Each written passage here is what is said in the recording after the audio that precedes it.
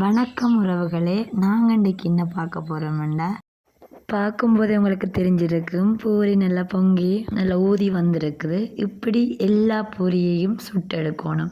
நல்லா மிருதுவாக சாஃப்டாகவும் இருக்கணும், நல்லா டேஸ்ட்டாகவும் இருக்கணும். இப்படியான பூரி எப்படி செய்கிறது என்றதை இந்த வீடியோவில் பார்க்கலாம் வாங்க. அதுக்காக ஒரு பவுல் எடுத்து 1 கப் அளவு மாவு எடுத்துக்கொள்கிறேன். இதே கப்பில் தான் எல்லாத்தையும் அளந்து எடுத்துக்கொள்ள போகிறேன். அடுத்ததாக மிக்ஸி கப் எடுத்து அதுக்குள்ளே 1/4 கப் அளவு ரவையை சேர்த்துக்கொள்ள போகிறேன். இங்கே முக்கியமாக சேர்க்குறது ரவை தான். எல்லா பொரியும் பொங்கி வரும், அதோட கொஞ்ச நேரத்துக்கு பொங்கியே இருக்கும். அதுக்காக தான் இந்த ரவையை சேர்க்கிறது. ரவையை மிக்சியில் வச்சு நாங்கள் அரைச்சி கொள்ளுறோம். நல்லா பைன் பேஸ்ட்டுக்கு அரைச்சி எடுக்க இயலாது. ரவையை அரைச்சி எடுக்க நல்லா புகை வர மாதிரி இருக்குது பாருங்க. இப்படி தனிந்த அளவுக்கு தான் நாங்கள் அரைச்சி கொள்ளலாம். கொஞ்சம் நுரண்டு தான் இருக்கும். இந்த அளவுக்கு ரவையை அரைச்சிட்டு கோதுமை மாவோடு சேர்த்து கொள்ளணும். இப்போ தேவையான அளவு உப்பை சேர்த்து கொள்ளுவேன்.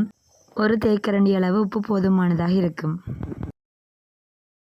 அதோட 1 தேக்கரண்டி அளவில் எண்ணெய் சேர்த்து கொள்ளுவேன். இங்கே நான் பயன்படுத்துகிறது நல்லெண்ணெய் தான். நல்லெண்ணெய் செய்கிறது உடலுக்கு ஆரோக்கியமாக இருக்கும், அதனால் சேர்த்துக்கொள்கிறேன். நீங்கள் எந்த எண்ணெயும் நீங்கள் சேர்த்து கொள்ளலாம். நல்லா நைஸாக பதமாக குழைச்சி கொள்ளணுன்றதுக்காண்டி நல்லெண்ணெய் சேர்த்துக்கொள்கிறேன். இப்போ மாக்கலவையை நல்லா மிக்ஸ் பண்ணி கொள்ளுவோம். எல்லாம் சேரணும், உப்பு ரவை எண்ணெய் எல்லாம் சேரணும். அதுக்காண்டி நல்லா கையால் நல்லா மிக்ஸ் பண்ணி கொள்ளுவோம். கொஞ்சம் கொஞ்சமாக தண்ணியை விட்டு மாவை குழைச்சி கொள்ளுவோம்.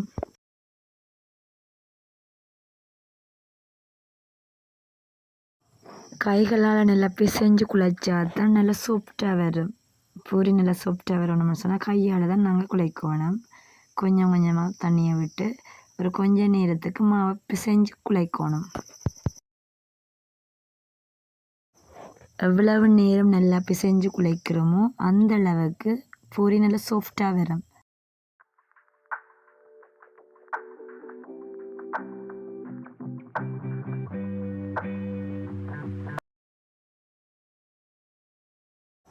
மாவை நல்லா பிசைஞ்சு குழைச்சி வைக்கணும்.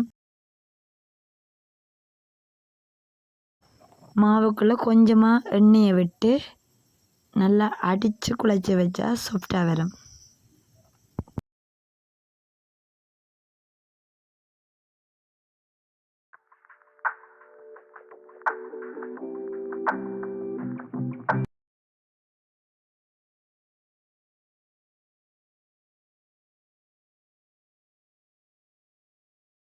எப்படி மாவை அடித்து குழைச்சிட்டு 10 நிமிஷத்துக்கு கொஞ்சம் நேரம் வைக்கணும்.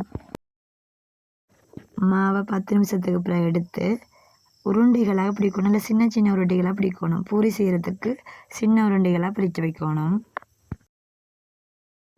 எப்படி சின்ன உருண்டைகளாக பிடிச்சு வைக்கணும், எனக்கு 11 உருண்டைகள் வந்துச்சு. அதே அளவுக்கு நீங்களும் பிடிச்சிக்கொள்ளுங்க, சின்னனா இருக்கணும்.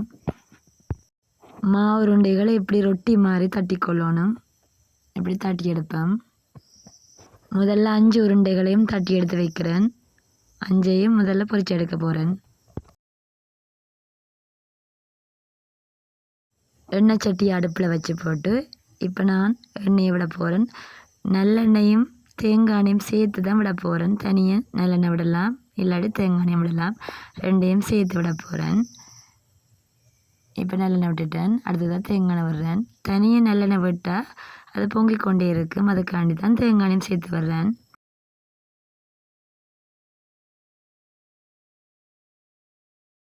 எண்ணெய் நல்லா கொதித்த பிறகு தட்டி வச்ச மாவை போடணும். அதுக்கும் நல்லா கொஞ்சமாக அடுப்பை கூட்டி வச்சுருக்கணும், சிம்மில் இருக்கக்கூடாது. அடுப்பு கொஞ்சம் கூட எரிஞ்சாதான் வேகமாக பொரிஞ்சு வரும். கொஞ்ச நேரத்துக்குள்ளே நாங்கள் எல்லாத்தையும் பொரிச்செடுக்கலாம். பார்த்தீங்களா, இப்படி நல்லா பூரி நல்லா பொங்கி வருது. கொஞ்ச நேரத்துக்கு அப்படியே பொங்கி தான் இருக்கும். ரவை என்றதுனால அப்படி இருக்கும். சாஃப்டாகவும் இருக்கும், நல்ல மொறுமொரண்டும் இருக்கும். எப்படி எல்லா பூரியும் சுட்டு எடுக்கணும். எல்லா பூரியும் நல்லா பொங்கி வரும், அதாவது உப்பி வரும்னு சொல்லுவாங்க. நல்லா பொங்கி வரும். பார்த்தீங்களா எப்படி வந்திருக்குது. இதை நாங்கள் அடுத்த பக்கத்துக்கு திருப்பி நல்லா வேக விடுவோம். பார்த்தீங்களா, நல்லா மொறு மொறுண்டும் இருக்குது, நல்ல பஞ்சு மாதிரியும் இருக்குது. உடைச்சு பார்க்க நல்ல மொறு மொறுண்டு உடையுது.